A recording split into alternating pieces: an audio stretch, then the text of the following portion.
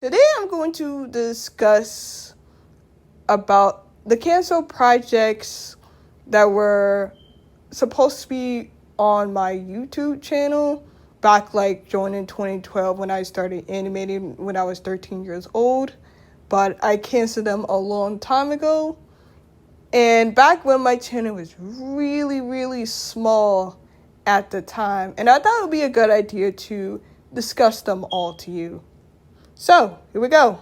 So the first one being Demon Dog, which is a film about a dog named Fever who is an outcast get turned into a demon.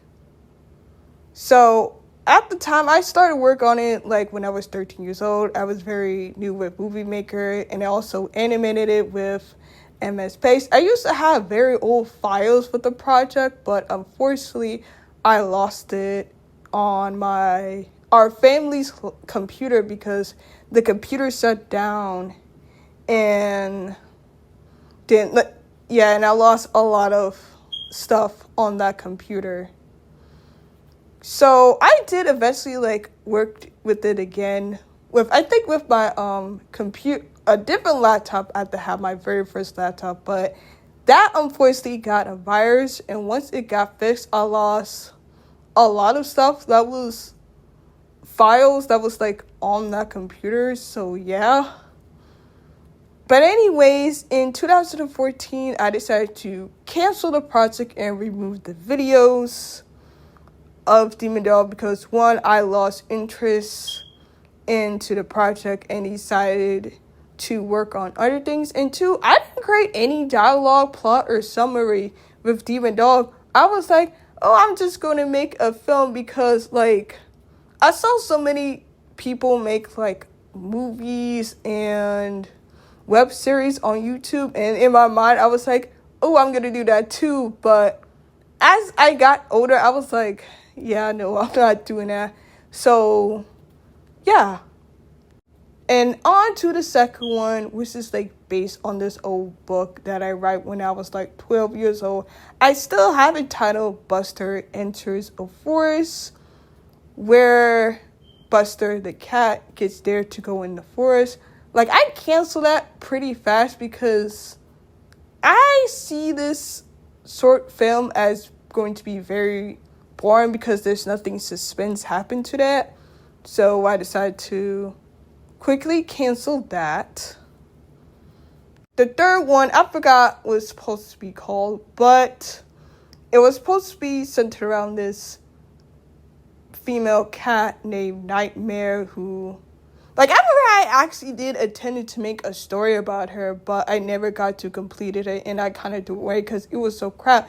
Because I didn't think of any dialogue referring the story and the character itself. So yeah, I quickly canceled that around 2012. So moving on to the last one, which is called She's a Cat, which is supposed to be an animated series centered around a character named Tessa, who is now named Tessa.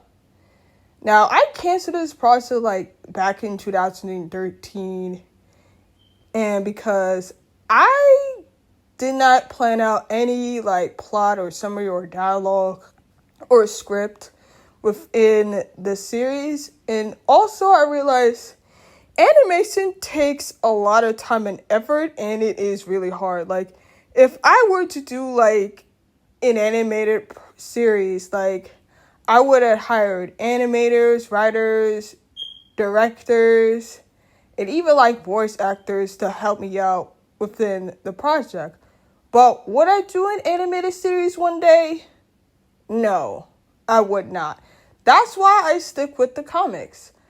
Now, all the files within Tessa and they're gone because I was using my dad's computer at the time, and my dad's computer was kind of acting up. I don't know what happened. So yeah. So Tessa is now a supporting character into my webcomic Weird and Silly. Looking back, I wish I have still have those old files and old videos and old images just to show you how my art really looked like from when I first started animating.